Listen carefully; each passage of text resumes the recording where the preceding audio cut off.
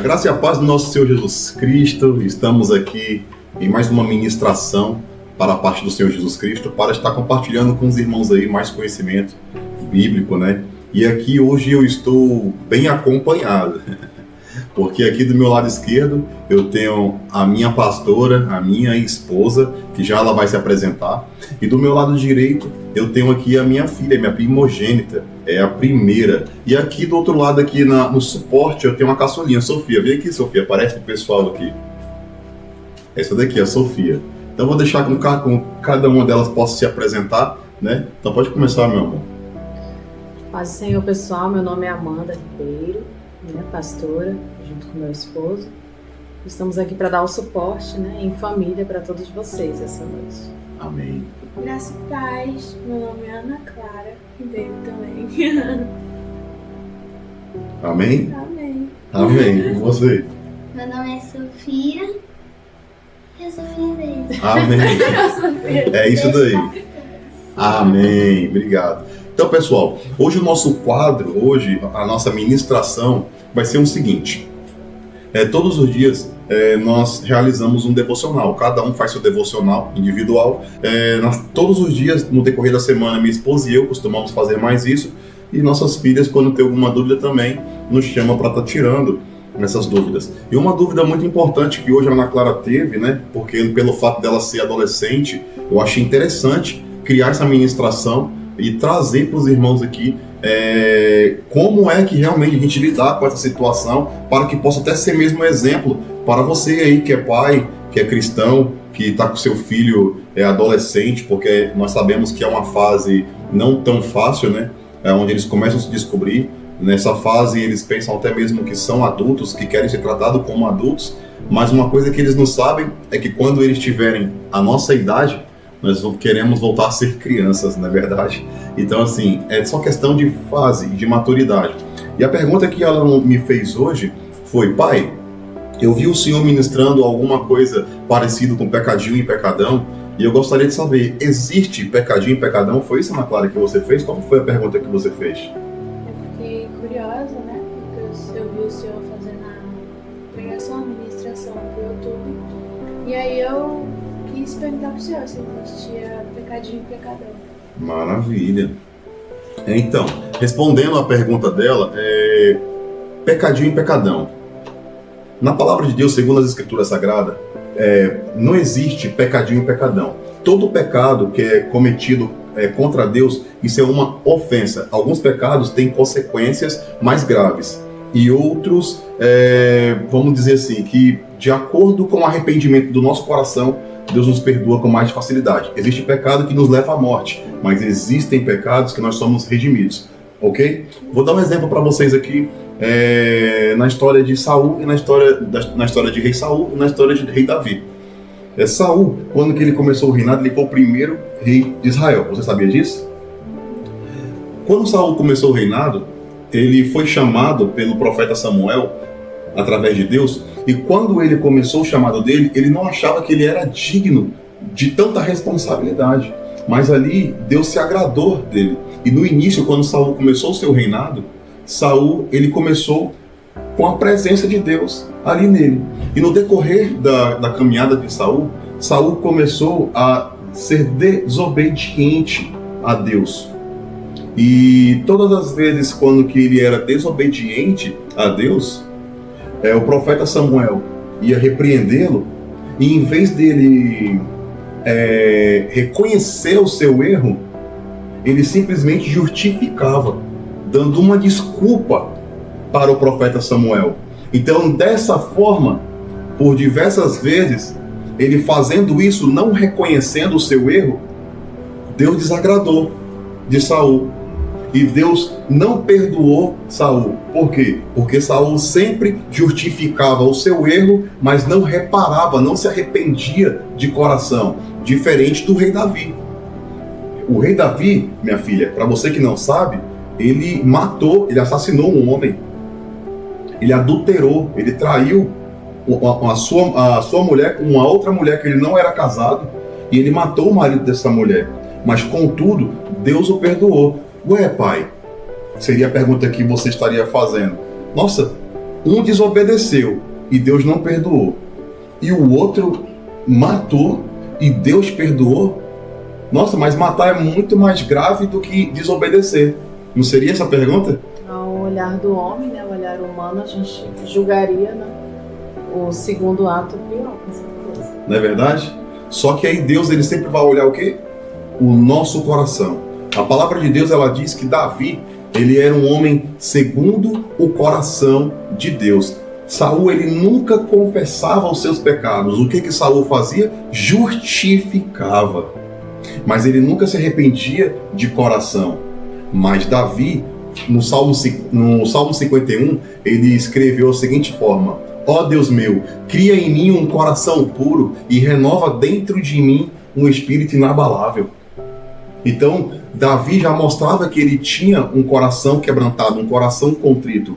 Quando Deus manda o profeta Samuel ir repreender Saul e fala que vai tirar todo o reinado dele, Saul, ele se justifica cada vez mais, ele não vem a se arrepender. Mas quando Deus repreende Davi e diz que a mesma espada que ele matou Urias ia ficar dentro da casa dele e que a mesma vergonha que ele fez aquele homem, ele iria passar também para os seus filhos e suas mulheres, exposto ao sol. Quando Deus ele perdoou Davi, não matou ele, mas ele não foi livre da consequência do pecado dele. Mas do mesmo Deus falando que ia fazer tal coisa com ele, Davi se rende ao chão, rasga suas vestes e ele fala: Senhor, o Senhor pode me tirar tudo, eu me arrependo porque eu não sabia do pecado que eu cometi. Me tire tudo, mas só não tire a tua presença. Então ali Deus viu o arrependimento. Então aqui está a primeira chave, o primeiro código, filha, para a tua resposta. Qual foi o primeiro pecado que nós estamos falando aqui agora? Foi a desobediência, que levou à morte de Saul. Aí essa ministração vem também para os adolescentes, né? Vale a pena a gente se rebeliar contra Deus? Então, um pecado muito grave é a desobediência, porque a desobediência nos leva à morte. E às vezes tem gente que acha que essa morte é somente morte física, de acontecer algo, pequei e Deus vai me matar porque eu pequei. Não, o próprio pecado ele te leva à morte espiritual. Então primeiro a gente morre espiritualmente, né? E essa é uma das piores mortes, porque se você, enquanto tiver vida física, mas não se arrepender, você estará um vivo morto, né? Porque vai estar sem a presença do Senhor. E o pecado, ele te leva a isso, te leva à cegueira, te leva à morte. O próximo ponto seria: o pecado, ele é tudo aquilo que desagrada a Deus. Como a sua mãe falou, e o pecado, ele nos leva à morte. E o que nos leva à morte? Todo pecado que desagrada a Deus, segundo os seus mandamentos. Obediência, obedecer seu pai, sua mãe, obedecer os mais velhos, ter respeito com os anciões também. Tudo isso se encaixa dentro da obediência, entende? Por isso que deve haver o respeito hoje na sociedade. E o que tem acontecido dentro da sociedade é que cada dia que passa, pela falta do conhecimento das escrituras sagradas, as pessoas, tem acontecido o que com as pessoas? Se afastado, né, da presença de Deus. Elas têm cada vez mais se esfriado, o amor, o coração tem ficado mais duro, estão ficando não ensináveis, não é verdade? Cheios de si mesmo e nada de Deus. E nada de Deus. Então, ele é perfeito, ele não tolera o pecado, mas ele também nos ama e quer o nosso bem. Por isso que Deus enviou Jesus, para quê? Para levar os nossos castigos de nossos pecados, ok? E agora todos que creem em Jesus como seu Salvador têm o quê? Têm os seus pecados perdoados e podem viver uma vida nova, de abundância, agradando a Deus. E o objetivo do cristão é viver em quê? Em santidade. O objetivo do cristão, da família cristã, é viver em santidade, é viver em obediência, é rejeitando todo tipo de pecado e se dedicando a Deus. Todos os pecados, seja pequeno ou seja grande, têm a mesma consequência, que é a principal consequência, que é o quê? Nos separar de Deus e nos levar à morte. Guardando os mandamentos do Senhor, né? Os mandamentos do Senhor guardam o nosso coração do pecado, né? E muitas das vezes a gente começa de forma certa, como Saul começou, né? Mas termina de forma errada. Então, o importante não é o início. Às vezes a gente quer vir para Jesus, uma pessoa que não é convertida ainda, mas está cheio de pecado, cheio de vício, cheio de coisas que não agrada a Deus, e às vezes tem vergonha de chegar a Deus da maneira que está. Mas não é a forma que você vem que é o principal, é a forma como você irá terminar. Então, assim, se você vem ao Senhor da forma errada, cheio de vício, cheio de pecado, mas a intenção do Senhor é te trazer da forma que você está, mas te fazer de forma diferente, transformar a tua vida. Então, às vezes, uma pessoa que já nasceu num lar cristão está de uma forma aparentemente toda santificada, toda perfeita, sem pecado, mas aí, de repente, lá no final, se perdeu com o pecado, com influências, né, que não agradavam o Senhor, e acabou se perdendo. E aí, se Jesus voltar, quem vai subir? A pessoa que chegou de forma errada, mas terminou da forma certa, ou a pessoa que já era santa e de repente se perdeu no caminho? Então nós temos que estar o tempo todo atentos, assim como, né, Davi, com o coração voltado ao Senhor, com o coração quebrantado. Sabemos que a todo momento nós iremos tropeçar, nós iremos pecar, mas o importante é a maneira que você se põe diante do Senhor com arrependimento, com o teu coração voltado para o Senhor. Foi por causa do pecado que nós ficamos mortos espiritualmente e estamos destinados a morrer fisicamente. Porque desde o princípio, quando Deus criou o mundo e gerou Adão e gerou Eva, foi ali no Jardim do Éden onde tudo aconteceu. Além de tudo isso, ficamos o quê? Escravizados e reféns do próprio pecado. Perdendo o quê? Até a capacidade de viver de modo que agrada a Deus. Mas Deus não quer isso. A palavra de Deus diz em Romanos 6:23 que o salário do pecado é a morte, mas o dom gratuito de Deus é a vida eterna, em Cristo Jesus, o nosso Senhor. Tiago 2:10 diz: pois quem obedece a toda a lei, mas tropeça em um ponto, torna-se culpado de quebrar inteira. A realidade é que todos nós temos pecados e ficamos debaixo da condenação do inferno. Foi por isso que Deus enviou o seu Filho Jesus. 1 Coríntios 6:11 diz: contudo, vós que fostes lavados e justificados no nome do Senhor Jesus Cristo.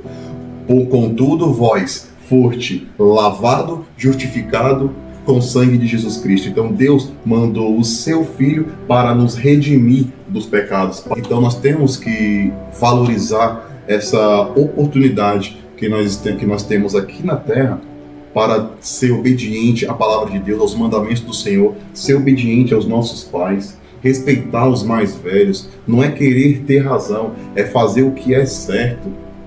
É o que eu costumo dizer. Meus pais sempre me ensinaram desde cedo: respeite os mais velhos, tenha uma conduta, não roube, não pode matar, não pode fazer isso e aquilo. Então, muitas das vezes, os ensinamentos dos nossos pais lá atrás, eles ensinavam de forma certa, mas talvez não tinha tanto conhecimento nas escrituras sagradas como hoje nós temos a oportunidade de poder estar buscando e poder ensinar a novas gerações, impulsionando o reino de Deus através das redes sociais, através do WhatsApp, através das redes, das mídias hoje. E hoje em dia, os adolescentes, ou até mesmo os jovens adultos, estão usando toda essa ferramenta abençoada para trazer a prostituição para dentro de casa, para trazer a maldição para dentro dos seus lares. Então, essa ministração que seja um alerta, um ensinamento para a tua família, para você que é pai, para você que é mãe, para você que é um cristão, para você que é obreiro na casa do Senhor.